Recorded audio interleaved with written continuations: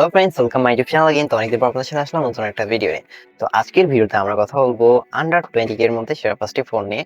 আর এই দামটা বাংলাদেশের মধ্যে সবাই ফোন কিনে থাকে, এটা একটা সুইটেবল বাজেট। আর আপনারা ম্যাক্সিমাম বাংলাদেশি লোকেরা এই বাজেটটা পছন্দ করে থাকেন, যেটার মধ্যে সবাই ফোন কেনার ট্রাই করে থাকেন। তো আজকে আমরা যে 5টি ফোন নিয়ে কথা বলবো, এটা এমন না যে আমি যেটা ফার্স্ট র্যাঙ্কিং এ রাখবো ওটা বেস্ট হবে। প্রতিটা ফোনের নিজ নিজ স্পেক দিয়ে কিছু কিছু জায়গা দিয়ে এগিয়ে থাকবে আর কি। আপনার প্রয়োজন অনুযায়ী আপনার পছন্দের ফোনটি আপনারা চুজ করে নেবেন। তো আজকে আমরা এরকম 5টি শেয়ার ফোন নিয়ে কথা বলবো। তো ভিডিওটা অবশ্যই কন্টিনিউ করবেন। আর আপনারা যদি আমাদের চ্যানেল নতুন হয়ে থাকেন, ভিডিওতে লাইক দিয়ে চ্যানেলটিকে সাবস্ক্রাইব করে আমাদের সাথেই থাকবেন। তো চলুন শুরু করা যাক আজকের ভিডিওটা। আমাদের লিস্টের ফার্স্ট ফোনটি হচ্ছে আইটেল সুপার 26 আলট্রা। আর এই ফোনটা যদি আপনারা দেখেন যে মিল আছে একটা ফোনের সাথে, সেটা হচ্ছে স্যামসাং। হ্যাঁ, স্যামসাং এর সাথে অনেকটা মিল থাকে, ফোনটাকে দেখতে অনেকটাই প্রিমিয়াম লাগে, কিন্তু আদৌ স্যামসাং না। যাই হোক, এই ফোনটা আমরা ডিসপ্লেতে আসলে দেখতে পারবো 6.8 ইঞ্চির একটি 3D কার্ভ অ্যামোলেড ডিসপ্লে। ডিসপ্লেটা দেখতে অনেকটাই প্রিমিয়াম লাগে, যেহেতু এটা কার্ভ ডিসপ্লে থাকছে, দেখতে অনেকের হয়তো ভালো লাগতে পারে। আর ডিসপ্লেতে থাকছে 1.5K রেজলিউশন এবং ডিসপ্লের রিফ্রেশ রেট থাকছে 140 হার্জ। একটু বেশি হয়ে গেল না? আপনারা হয়তো বা ভাবছেন, কিন্তু এই রিফ্রেশ রেটটা আপনারা সব ধরনের অ্যাপসে পাবেন না। হয়তো কিছু কিছু অ্যাপসে এই রিফ্রেশ রেটটা 140 হার্জ পর্যন্ত পুশ করতে পারে।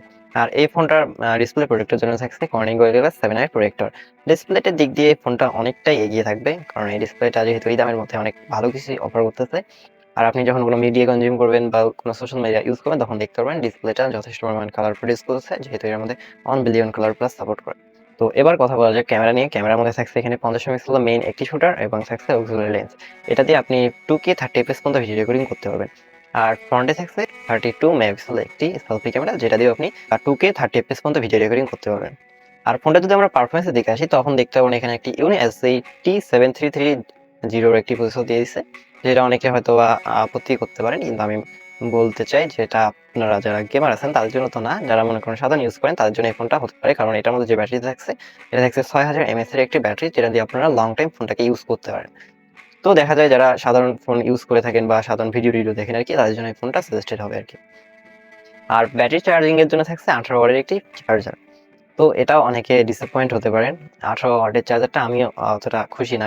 তো ফোনটা দেখা যায় যে যারা সাধারণ ইউজ করেন এমনিতে বা শুধু ভিডিও দেখেন আর কি, তারা নিতে পারেন। আর আপনার যদি এই ফোনটা পছন্দ না হয়ে থাকে, তাহলে চলুন আমাদের নেক্সট ফোনটি দেখা যাক। আমাদের লিস্টের সেকেন্ড ফোনটি হচ্ছে টেকনো স্পার্ক 40 প্রো। আর এই ফোনটার ডিসপ্লে শুনে দেখছে 6.78 ইঞ্চির একটি AMOLED ডিসপ্লে। আর এই ডিসপ্লেটা আগের মতন কার্ভ থাকছে না, যেটা আমার অনেকটাই ভালো লাগছে, কারণ আমার কার্ভ ডিসপ্লে অতটা ভালো লাগে না। তো যাই হোক, এই ফোনটার মধ্যে থাকছে 1.5K রেজলিউশন এবং এই ফোনটার মধ্যে থাকছে 1 বিলিয়ন কালার সাপোর্টেড এবং 440 পিপিআই ডেন্সিটি। আর থাকছে এই ডিসপ্লের মধ্যে 4500 নিটস পিক ব্রাইটনেস এবং ডিসপ্লে প্রোটেক্টর হিসেবে থাকছে কর্নিং গরিলা গ্লাস 7। আর এই ফোনটার মধ্যে আপনারা ক্যামেরা সেকশনে পেয়ে যাচ্ছেন 50 মেগাপিক্সেল একটি মেইন শুটার এবং সামনে থাকছে একটি front 13 megapixel shooter. Both camera দিয়ে আপনারা 2K 30 এফপিএস পর্যন্ত ভিডিও রেকর্ডিং করতে পারবেন। আর এই ফোনটার পারফরম্যান্স দিকে আসলে তখন দেখতে পারবো এখানে চিপসেট হিসেবে দেখছে Helio G100 Ultimate, যেটা আগের ফোনটার চেয়ে এই ফোনটাকে একটু এগিয়ে রাখে। আর এই ফোনটার অপারেটিং সিস্টেমে থাকছে Android 15 এবং iOS 15.1।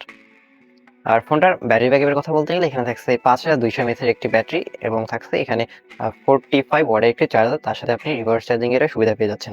আর এই ফোনের মধ্যে আরো থাকছে স্টেরিও স্পিকার এবং তার সাথে 3.5 মিলিমিটার হেডফোন জ্যাকটা থাকছে, যেটা আগের ফোনটাতে ছিল না। এদিক দিয়ে দেখতে গেলে ওই ফোনটার চেয়ে এই ফোনটা আমার কাছে মনে হয় এটা একটা বেস্ট চয়েস হতে পারে আপনার জন্য। তো আমাদের লিস্টের থার্ড ফোনটি হচ্ছে Realme C85। আর এই ফোনটা ডিসপ্লে শুনে আসলে দেখতে পারবো 6.8 ইঞ্চির একটি IPS এলসিডি ডিসপ্লে।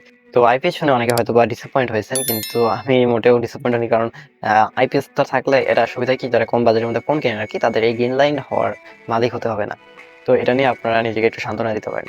আর এই ফোনটার রিফ্রেশ রেট থাকছে 140 হার্জের এবং থাকছে 1200 নিটসের পিক ব্রাইটনেস। তো ডিসপ্লে সেকশনটা আমার মনে হয় যে ঠিকঠাকই আছে।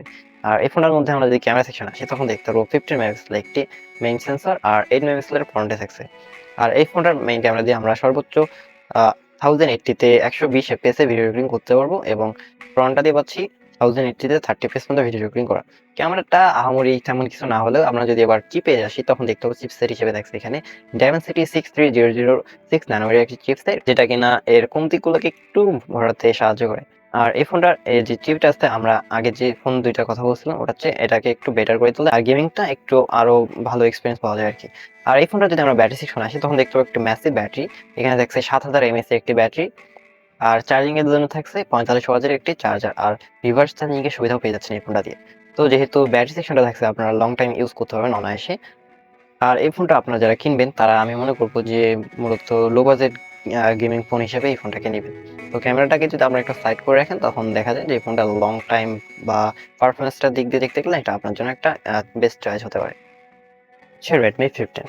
এই ফোনটা যদি আমরা ডিসপ্লে সেকশনে আসি তখন দেখতে পারবো 6.9 ইঞ্চির একটি IPS LCD ডিসপ্লে এবং ডিসপ্লে থাকছে 850 নিটসের পিক ব্রাইটনেস এবং তার সাথে থাকছে 374 পিপিআই ডেনসিটি। আর এই ফোনে যদি আমরা ক্যামেরা সেকশনে আসি তখন দেখতে পারবো 50 মেগাপিক্সেলের একটি মেইন শুটার, তার সাথে থাকছে সহকারী লেন্স এবং ফ্রন্টে আসলে 8 মেগাপিক্সেলের একটি সিঙ্গেল সেলফি ক্যামেরা। আর বোথ ক্যামেরা দিয়ে আপনারা 1080 তে 30 fps পর্যন্ত ভিডিও রেকর্ডিং করতে পারবেন। আর এই ফোনটা যদি আমরা ব্যাটারি সেকশনে আসি তখন দেখতে পারবো 7000 mAh একটা ম্যাসিভ ব্যাটারি আর তার সাথে থাকছে একটি চার্জার হিসেবে 13 ওয়াটের চার্জার, যেটা আপনার ফোনটাকে চার্জ করতে হেল্প করবে। এই ফোনটায় ম্যাসিভ ব্যাটারি থাকার কারণে আপনার ফোনটাকে অনেকক্ষণ চালাতে পারবেন, মানে দীর্ঘ সময় ধরে। আর পারফরম্যান্স সেকশনে আসলে তখন দেখতে পারবো চিপসেট হিসেবে থাকছে Qualcomm Snapdragon 6 এর Gen 3 চিপসেটটা। জিপিইউতে থাকছে Adreno 619। আর এই ফোনটার মধ্যে আপনি পেয়ে যাচ্ছেন লেটেস্ট অ্যান্ড্রয়েড আপডেট অ্যান্ড্রয়েড 15 এবং HyperOS 2.2। আর তার সাথে এই ফোনটার মধ্যে একটি মেমরি কার্ড ইউজ করার সুবিধাও পেয়ে যাচ্ছেন। তো ফোনটার পারফরম্যান্সটা যথেষ্ট ভালো আছে। যারা স্ন্যাপড্রাগনের চিপ ভালোবাসেন তারা অবশ্যই ফোনটার দিকে দেখতে পারেন। আমাদের লিস্টে লাস্ট ফোনটি হচ্ছে IQ Z10X। আর এই ফোনটা ডিসপ্লে সেকশনে দেখছে 6.72 ইঞ্চির একটি IPS LCD ডিসপ্লে।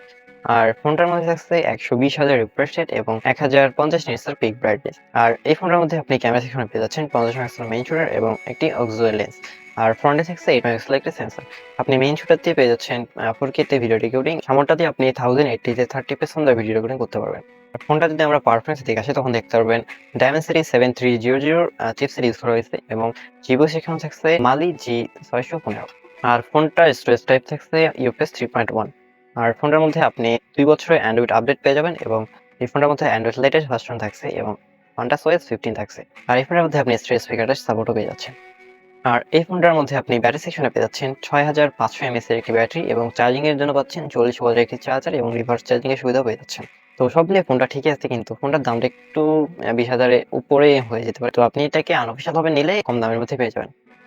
তো যাই হোক, সব মিলিয়ে আমার কাছে এই 5টা লিস্ট ছিল। আপনাদের কোন ফোনটা ভালো লাগছে? আর আমি যেটা ১ম এই বলছিলাম, কোন ফোন কোন ফোনের চেয়ে বেস্ট না। এখানে আপনার চাহিদার উপর ডিপেন্ড করতেছে। আপনার চাহিদা কি? ওই অনুযায়ী আপনারা ফোন চয়েস করবেন। তো যাই হোক গাইস, আজকের মতো এতটুকুই। আর আপনার যদি কোনো নির্দিষ্ট কোনো ফোন সম্পর্কে জানতে হয় তবে অবশ্যই আমাকে কমেন্টে জানাবেন। আমি ওই ফোনটি সম্পর্কে ডিটেইলসে ভিডিও বানানোর ট্রাই করব। তো আজকের মতো খোদা হাফেজ।